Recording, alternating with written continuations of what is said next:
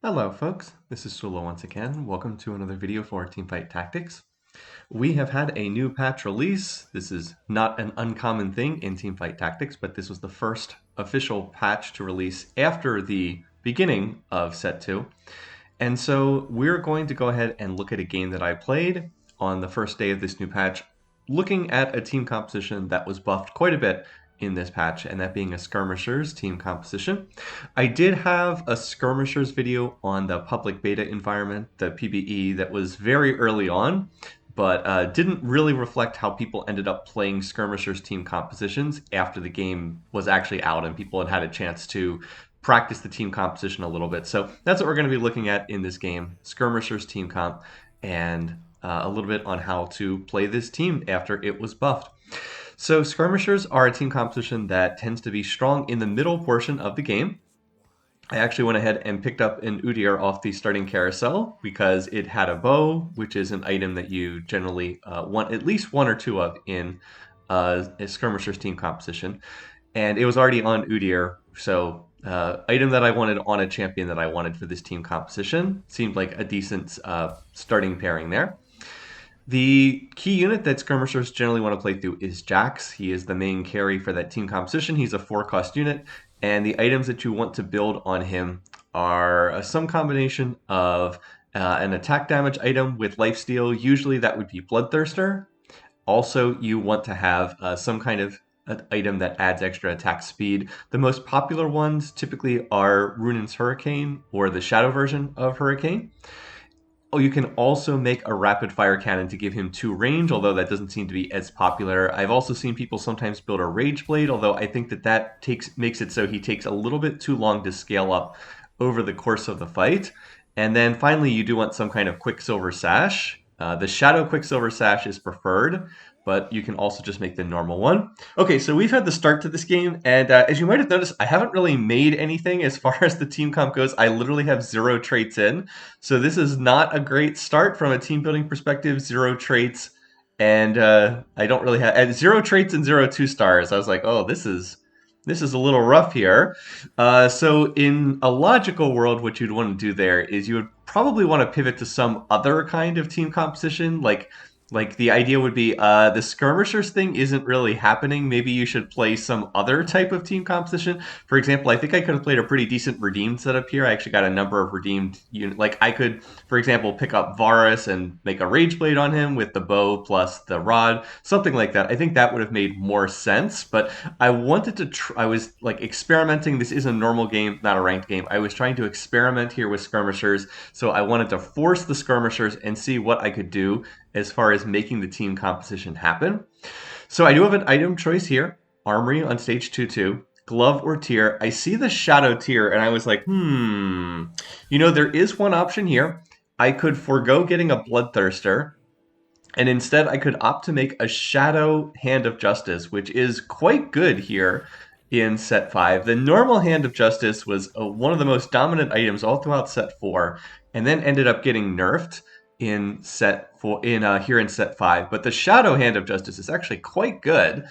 It provides both. It basically provides both of the benefits for Hand of Justice. The normal Hand of Justice provides either life on hit or extra attack damage and extra ability power.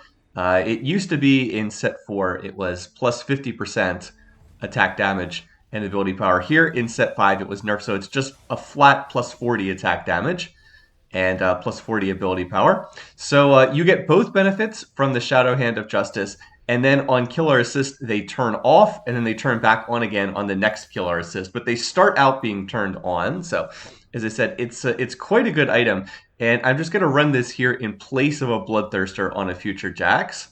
I am still looking to build into this Skirmishers team comp. I was also hoping that maybe I could play Draconic, which is also something that you can play into with Skirmishers. Like you can start out with Draconic and then play into Skirmishers later because Udyr has both traits. But no early Zyron, no early Ashe. So we are, I not surprisingly lost the first 2 rounds. And here we are, still no traits and still just a 2-star Udyr. I've been looking every round for stuff that's popping up in the shop, and I'm just not seeing it. Like I'm just not seeing stuff that I can toss in here to make traits. Like I haven't seen other brawlers, I haven't seen another skirmisher, I haven't seen a draconic unit. I've also been looking to try to play legionnaire. I've had some success in testing out skirmishers with playing legionnaire early, putting the Jax items on Callista, and then just looking to play through that. But I haven't found any other legionary units either, so I've just like got this mess of nothing in here. I do lose the first 3 rounds, but I do only lose 12 health. I was actually pretty happy to only lose 12 health. So I get to pick early on here, and I'm looking around at different things that I want. And my preferred item is going to be that cloak right there. I want the cloak because you actually need quite a few cloaks to put the team composition together if you're going to build kind of best in slot Jax items. So if you're thinking of like the items that people most commonly want to build on Jax, I mentioned Bloodthirster. Well, that requires a cloak. Okay, we're skipping that here, but Hurricane, that requires bow and cloak. And then Quicksilver Sash, well, that's a Brawler's Glove and cloak. So that's 3 different cloaks. And I decided I'll take the cloak there so I can make the non-shadow version of Runan's Hurricane. And I'll just go ahead and toss that in. So once again, I'm like, well, wait a minute. What what unit do I toss in here? I decide, all right, I'll sell the set and just play another Trundle because it doesn't look like I'm hitting Draconic here in this game. And so I'm playing double Trundles and I'm playing the Udyr, but I still have no traits in. This is like as late in the game as I can ever remember just playing no traits because I can't seem to find what I'm looking for. But Udyr does now have the Shadow Hand of Justice, and he also has the Hurricane. And that actually does make him reasonably strong, even with 0 traits in. He's up in a one-on-one against this Katarina, who has pretty good items for Katarina, but looks like that actually is enough to get the win. So you could say this is bad because your loss streak is interrupted, and that's probably true. It's probably better from a purely economic standpoint to continue loss streaking here. But I don't mind actually winning a round because it's nice to, actually win something for a change. So once again, note the complete lack of anything I can make here. A lot of options that I could have made. I actually could have made something decent. I've gotten, in terms of spell weavers, I've gotten a lot of spell weavers. I mentioned that there were a fair number of redeemed units here, but like again, the total lack of anything that I can put in terms of a synergistic trait, just a little bit frustrating. I was hoping that maybe I could win this last round here and try to get up to 30 gold if I win this round and then sell the Callista on my bench that gets me to 30. So that wouldn't be the worst thing in the world. But then I see this guy, I'm like, I probably don't win this. I guess we'll see. One nice thing is I do have Trundle hitting the enemy team's Leona. So Trundle's ability is like his ultimate in normal League of Legends. He steals away the attack damage and ability power of whoever he is hitting. So he actually steals away the defensive stats of that Leona, who's kind of protecting the other team. And that person has, 5 items sitting on their bench there. And that's actually enough to win this. So I can, in fact, sell the Callista and get up to 40 gold, or get up to 30 gold there. So that was looking good. Of course, the downside is, once again, what do I have here? No skirmishers, no legionaries. Those are the traits I was trying to play through. Skirmisher, legionary. Just have not found any the whole game. So I make it through the entirety of stage 2 with 0 traits in play. I mean, like I said, this is not how to play the game. You really should pivot into a different team composition if that's what you're hitting. But I'm happy with the items I have, so that's a plus. And so right here, I'm going to get another bow. That's actually not so great. Another bow is not too handy. You'll really only need 1 in this team composition. But I can sell the Katarina to get to 40, and I haven't lost that much health. Yeah, I actually don't really want these items. I'm not quite sure what to do with the sword and the bow and the rod. I don't really need these at this point. But there we go. I finally get a Lee Sin, so I can get in Skirmishers for the first time. And I see the Sejuani, so if I play Sejuani, I can get Nightbringer in because that is another trait that's on the Lee Sin. So yeah, I'm going to toss that in. And this is going to be our board for right now. 3 Skirmisher, 2 Nightbringer. I finally have actual traits in play, although this is still a really scuffed setup without much in terms of the setup here. All right, so let's talk about what the Skirmisher trait actually does. Skirmishers is a trait that scales throughout the duration of the fight. So the longer the fight goes on, the stronger your Skirmishers will get. They get stacking attack damage per second. At Skirmishers 3, they get 3 attack damage per second. And at Skirmishers 6, they get 6 attack damage per second. So the longer the fight goes on, the more attack damage your units get. And it affects every Skirmisher. So it does mean that as the fights go on, your team generally gets stronger. The skirmishers also get a shield at the start of the fights. I believe it's a 300 damage shield at 3 skirmishers and a 600 damage shield at 6 skirmishers. So shield at the start of the fight and then stacking attack damage as the fight goes on. This is an attack damage trait, so you need to build attack damage stuff. All right, so here I have a choice between different items, and I'm going to go ahead and take the belt. The reason why I want the belt is so I can actually do something with this bow. As this, never mind. Actually, I wanted it for a Morello's. That's right. I was thinking, oh wait, that I already have the rod. I want to make the Morello's. Morello's is a really important item in this team composition. It's a really good item on Kennen, who is a skirmisher. He's skirmisher plus Hellions. Now, I haven't seen any Kennens throughout the game so far, but as soon as one shows up in the shop, I'm going to go ahead and toss this Morello's onto Kennen. He runs around, and he just kind of runs around the map and stuns enemy units, and he's a great person to put the Morellos on because he can apply the burn to lots and lots of enemy units. Of course, I don't have a Kennen yet, so I have to put it on someone else if I want to make use of it, and I don't want to put it on any of my skirmisher units because they are likely to stay in the team comp, and none of them are very good at applying Morellos. So for lack of any other options, I put it on Sejuani, who's really not a great person to have the ability on, but she can at least apply it to 1, maybe 2 targets if she hits them. But as I said, definitely not the unit that you want it on. It's not a very good option, but as I said, I want to make use of the item, and she will get sold hopefully pretty soon. So somehow I'm on a 4-match winning streak. As I said, I think my setup is incredibly scuffed here, but I have won 4 matches in a row, and I think it's just off the strength of the items that I have on the Oud here. The Hurricane plus Shadow Hodge is actually quite strong as far as items go. So even though I continue to get shops that are just absolutely terrible here, once again, no skirmishers. So I was like, all right, I'm going to level to 6 here because I'm already over. I can stay over 50 gold and level to 6. I was like, I guess I put in the Hecarim just to get Cavalier in play. It was like that, or toss in this Nautilus, who I am just holding because eventually I'm going to go into Ironclad, and I figured I might as well pick up the Nautiluses when I see him. So somehow I've managed to rescue my economy, and after going on the initial loss streak, I've gone on a 4-match win streak, which is, a really, really good outcome. And so here I'm up against Davide84, who looks to be playing Draconic over here. So that person's going to have the extra income. And I'm just thinking if I can just kill the Varus, I probably win this fight. And it looks like I'm going to be able to do that. So again, somehow the win streak continues out to 5 matches. Holy cow. And I actually knocked that person down to 62 health, which is pretty good. They're actually in last place at this stage of the game. So they're going to need to make something with this extra income they're getting from Draconic, or they're going to get snowballed out of the game. Now, the downside is, now I'm last pick here on the carousel. So I was like, that's a little bit sad. I'll just have to pick based on what's left over. I would love to get the Shadow Cloak. That's my top item right now, because then if I can get a Brawler's Glove, I have the Shadow Quicksilver, which is what I would love to get. But it's on an Ophelia, so the odds that's going to stick around for last pick are pretty small. And it's still around right now. Also, the Shadow Glove would be great too, because that's also half of a Shadow Quicksilver, but that's not there. So looks like I'm going to get the Chain Vest, because there's 2 Chain Vests left. So, well. One thing I can do is I can make use of this bow by tossing the bow and the Chain Vest together to make a Titan's Resolve. It's not a great item in this team composition, but it is a tank item. I can put it on one of my frontline tanky champions, and look to just do something with the bow, because I really have no other use for this bow. Titan's Resolve was also buffed in this patch that just came out. When the holder takes damage or inflicts a critical strike, they gain 3 attack damage and ability power, and then they get extra armor and magic resistance if it stacks 25 times. It previously was 2. Previously it was 2 per stack. Now it went up to 3 per stack in this patch.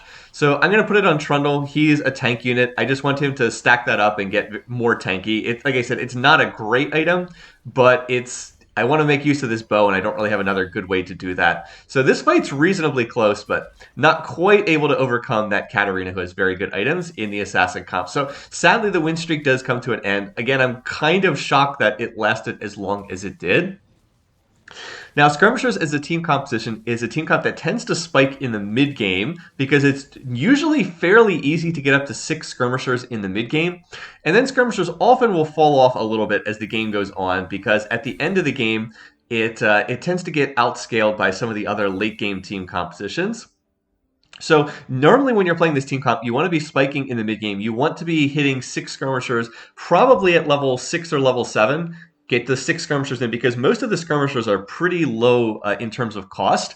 You have a 1 cost in Udyr, you have a 2 cost in Kennen, who has not shown up. You have multiple 3 costs. You have, I believe you have 3 different 3 costs. You have Lee Sin and Pantheon and Nidalee. So you can get 6 skirmishers in, all with 1 cost, 2 cost, and 3 cost units. And then you have Jax at 4 cost and Diego at 5 cost.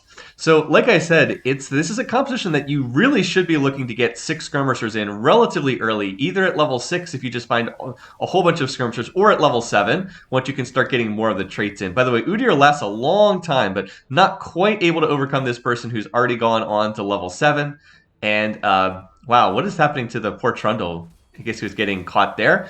Already had level 7 in, and also had multiple 2 stars. I could have gone to level 7 myself there, but like, what would I have actually played? I wasn't on a win streak. I didn't really have anything to play, so I was like, whatever.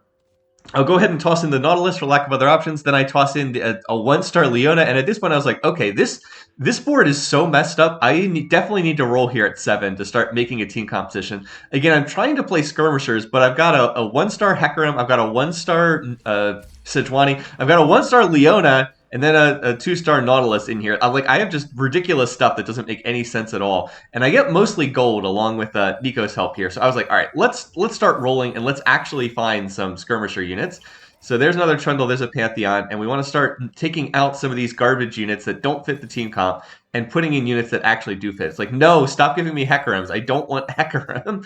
I'm picking up a Diana. That's a useful unit to play in here, but like, I'm still not getting skirmishers. And then finally I find a Kennen. I was like, okay, let's get in Kennen and put the Morellos on him.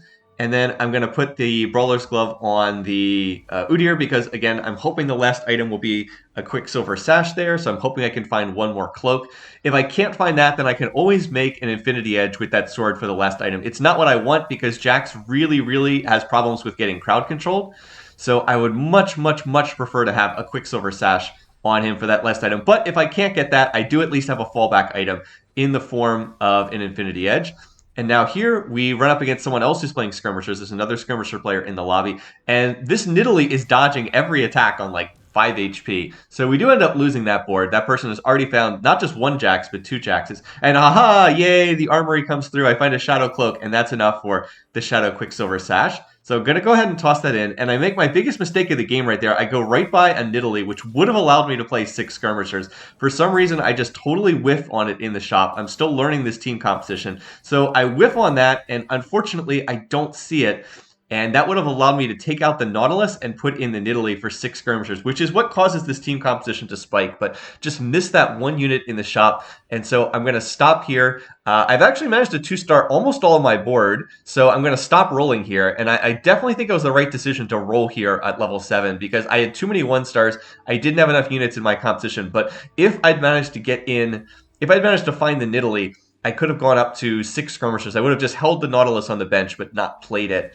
And so that is a big, big whiff on my team comp, because this comp gets much stronger when you have 6 Skirmishers in, as opposed to when you have just the 5 Skirmishers. Again, they get, like I said, they go up from 380 per second up to 680 per second. So it's double the benefit that stacks over time. And, we win that round anyway, but would have been stronger with another unit. By the way, so many karmas in this game too. I'm not playing karma in this game, and of course this is the game where it's just like, here you go, here's a karma. I'm also going to hold the row, because, as I said, this is a team competition that typically will go into Ironclad. It doesn't always have to go into Ironclad, but since Jax is an Ironclad unit, it's a common way that this team competition will play into 3 Ironclad by picking up the Nautilus, and also by picking up the Rel down the road.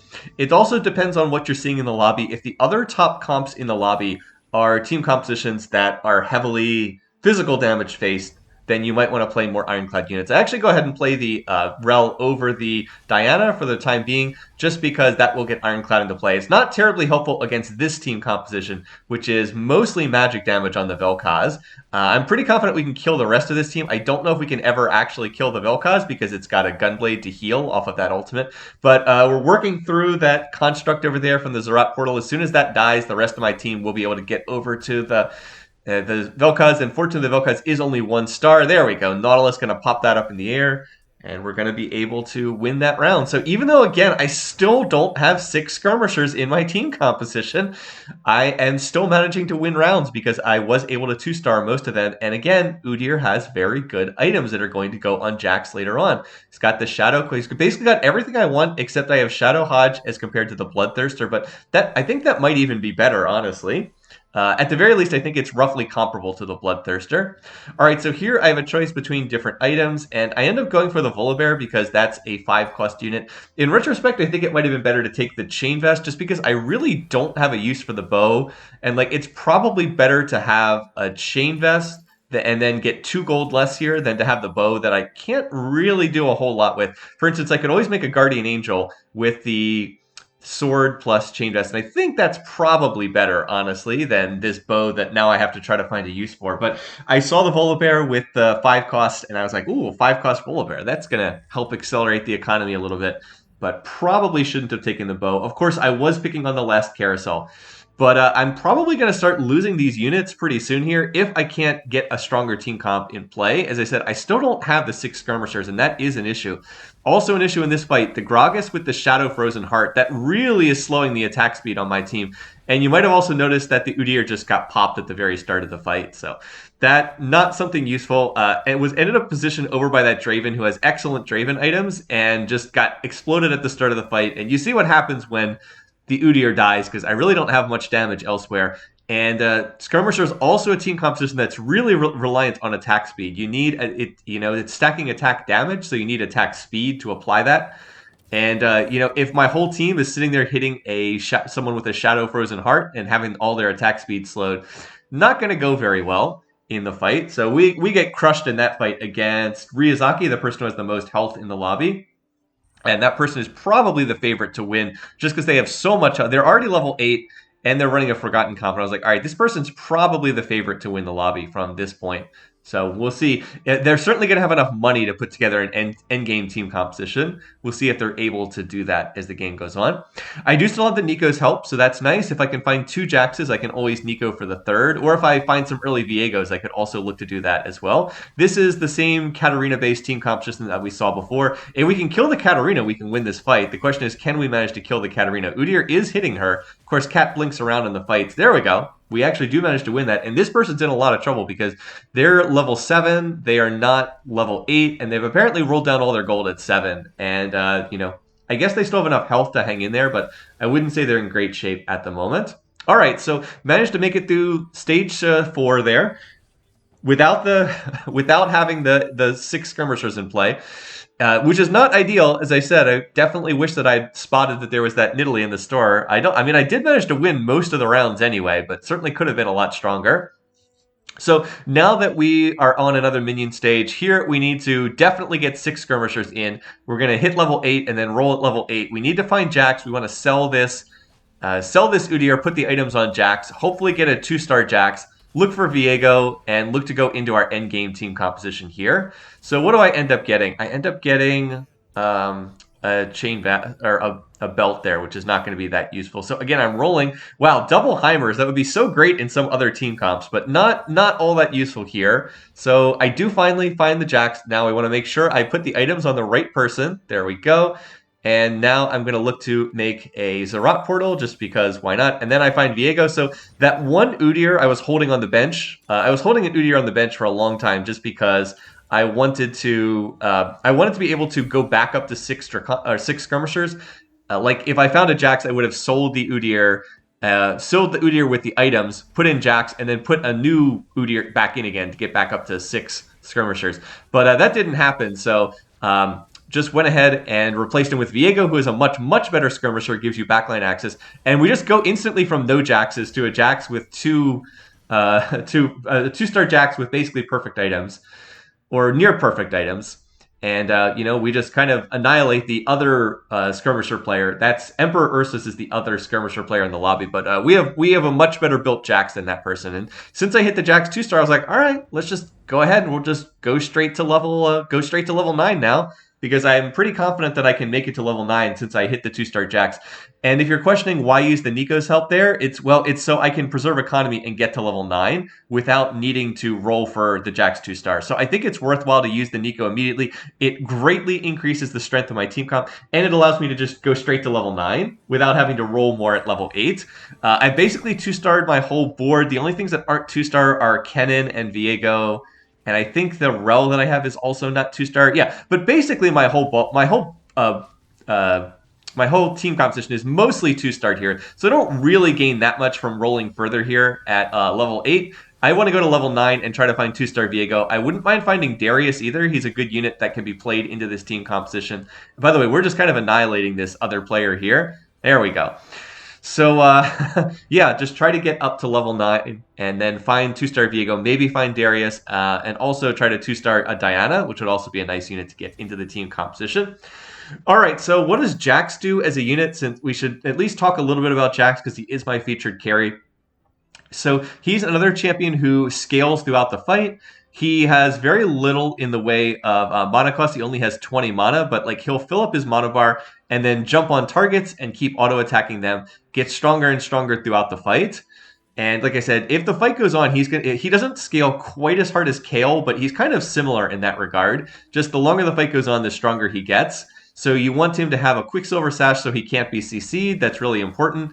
And you want him to have some kind of life steal. So in this fight, unfortunately, he gets targeted immediately by Draven, and that's kind of a problem. So one of the things I was trying to figure out in this match was, like, how do I position my units? Like, what's the ideal way to position these units? Jax, you don't really want to be the focus of the enemy team at the start of the fight. This is the same person I ran up against earlier, Ryuzaki, now has a 2-star Draven. And it was the same thing that happened the last time I hit this person. Draven just immediately targeted the Jax, burst him down, so I will need to try to position away from the Draven. I need to get Draven cleaned up more at the tail end of the fight and not get targeted at the beginning. Well, we've also got something notable here. We've got a Force of Nature carousel. I believe these have 0.5% to show up, something like that. So, okay, I'm just going to grab one of the Force of Natures, and I'll get to play an extra unit along with everybody else also getting to play an extra unit. The good news is I actually do have another unit I can play. I've got the Diana sitting right there on my bench, so I'll just play the Diana. And this is a unit that can be very important in these team compositions. Why is Diana key? Well, she does two things. One is she gives you backline, another source of backline access along with Viego. They are both assassins, so having the two of them together does help them out a good bit. They get the extra critical strike chance, the extra critical strike damage. But the main thing you want the Diana for is just to get backline access on enemy carries.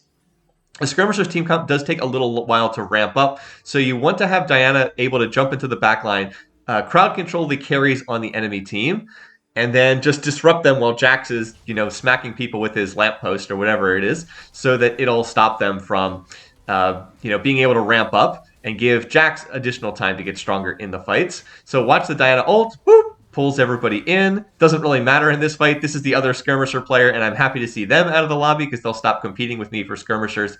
And we've actually gotten winnowed down to just 4 players here, as the Skirmisher player apparently wanted to get out of this game. Apparently not enjoying set 5 very much, says finally. God, I missed set 4. I missed some things about set 4, but I've also been enjoying set 5 as well, overall. I think it's been an interesting set thus far. By the way, we also have a big win streak for one of the players, Davide84. So I was looking at these other comps. Both Davide84 and Ryuzaki are playing Forgotten team compositions. So I definitely want Ironclad in this game because those are physical damage-based comps. So I definitely want to keep that in. As far as what else I can play in this team competition, I kind of have 2 other options on what I'd like to play here. I have the option to play Darius, who would be really nice because he would be able to put an armor shred in the game, would also form the Knight trait along with the Nautilus that's in there. And here I actually go up against Davide. By the way, I don't know if you saw this, but the Diana, her mana bar went up to like 95% and then was unable to cast. So that would have probably swung the fight by CCing the Draven on that team, which is a little bit sad. Anyway, so I've got the 2 options. Like I said, I can play Darius, who would put armor shred on the other team, or alternately, I can look to play the Mordekaiser as well, and Mordekaiser will get me up to 4 Dragon Slayers, which will give everybody on the team additional ability power. So I'm basically thinking at this point, I'm going to play one of these 2 units. It's going to depend on which one I hit. And so that's what I'm thinking. Like what I can 2-star will depend on what I end up playing. So we'll see what makes more sense to play. But being able to play 3 Ironclad against these heavy physical damage teams and also play 4 Dragon Slayer does sound pretty good.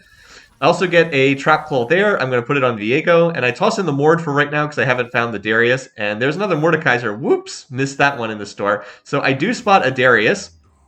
And I'm thinking about which one of these I want to play. So again, rolling, trying to 2-star more of these units. I'd like to find more Viegos. And so here I have a choice. I decide I will go ahead and 2-star the Mord and sell the Darius, just because I could 2-star and I only had 1 Darius. I thought that made more sense. All right, so again, in terms of positioning, I'm trying to get it so Jax is not hitting tanks at the start of the fight. Unfortunately, this doesn't quite work out as Jax wastes time pathing around on the fight. But the Diana's in great position for me. Look at the Diana goes ahead and grabs that, what is it, Aphelios on the other team, or no, Draven on the other team.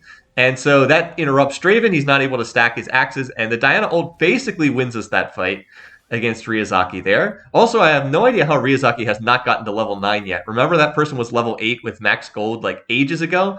Looks like they opted to stay at level 8 and just roll there for 3 stars, which I think was definitely a mistake. Would have done better to go to level 9. I guess Ryuzaki went to level 9 now. So now I'm up against these 2 team comps, both of them playing Forgotten, both of them playing through Draven. So the key thing in these fights are going to be positioning. We've seen if I can get the positioning right, I can 100% win these fights. The big thing is I want to get Diana jumping into the middle of the enemy team.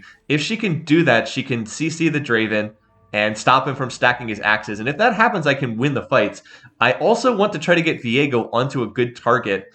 Back on the PvE, Viego was kind of a joke of a unit, but he's actually a pretty strong unit now. And if I can steal enemy carries, it makes a big difference. So there's the Diana. Oh, boop!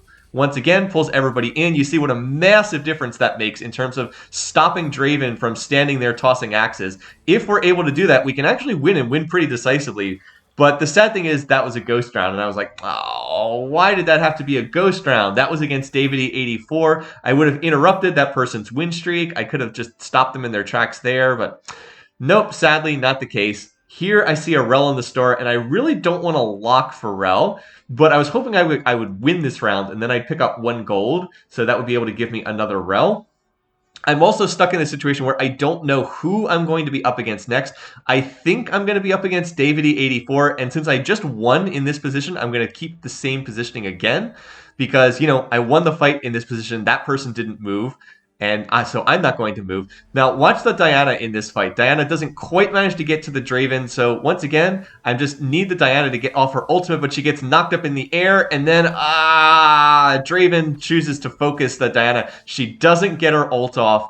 And that literally swings this fight immediately. So I go from just dominating this comp in the previous fight to now losing to it in this fight. Largely just because it didn't manage to go. Unfortunately, the ultimate didn't manage to go off, and that's really sad. Well. So I have my choice on items here, and I figure I'm going to go ahead and take a Frozen Heart. This will, if I put this on Diana, her ult will go off just that little bit sooner because she'll have the extra mana from the tier, and it'll also slow the attack speed of anyone in the vicinity. So I'm going to look to put this on Diana. In retrospect, I should have put the Trap Claw on the Diana, not the Viego, because the Diana has been more important in these fights than Viego. And of course, it's 2-star Diana as opposed to 1-star Viego. So in retrospect, I wish I'd put the Trap Claw on Diana to stop her from getting CC'd. She was CC'd by something in that last fight. I'm not exactly sure what it was, but she got interrupted, and that delayed how long her ult took to cast. So once again, I actually like the positioning that I have here for the most part. I'm just need Diana to cast, and I think if she casts, I can win the fight here. I'm also hoping that my Viego can get a decent target. There's actually Viegos on both sides, but I like where Jax is. Jax is kind of on the corners of the fight. Keep your eye on Diana. She once again goes low, but gets her ult off at 10% health, and I was like, yes, there we go. Look at how long it delays Draven from being able to toss his axes. So once again, whether Diana casts or not is proving to be the difference in this fight. Jax goes very low, but survives. And we're going to knock Davide down to 21 HP. So if I can win one more fight, if I can win a fight decisively, I can actually beat this person. But if it's a close fight, I'm going to have to win 2 more. Still, I think I can, I think I can beat this person. I just need the Diana to go off in the fights. It has literally been swinging these battles, is whether Diana can go off in these fights or not. Because if she pops the Draven, he just gets interrupted for like 3 seconds, and then he has to start catching his axes again, and it wastes so much of his damage. So this person's shifted over to the left-hand side, so I am just going to reverse my formation to match match them, keeping Jax over there on the right where he's not likely to get caught up in a crowd. So once again, it's probably going to come down to the Diana, so keep your eyes on Diana. Let's see, can she get her ult off? Oh, she's at 99% mana, and no! She gets popped in the fight, and oh, the Viego also stole my Kennen, who never managed to get his Morellos off, and, well, womp womp, that's going to be the end of this game. So, oh, how did she get stuck at 99% mana without casting? That's going to be the end of this game. But an entertaining match regardless, and I think a good chance to showcase some of the skirmisher mechanics, even though that's a second. Clearly, I could have beaten that team. We hit 4 times at the end of the game. I won twice, he won twice. Unfortunately, one of my wins was a ghost round, but what are you going to do? Anyway, thanks for watching. Thanks for listening. I hope you enjoyed this look at skirmishers. They're pretty strong here in this patch, so now's a good time to play them. Until next time, hope you guys are having a good week. See you guys soon.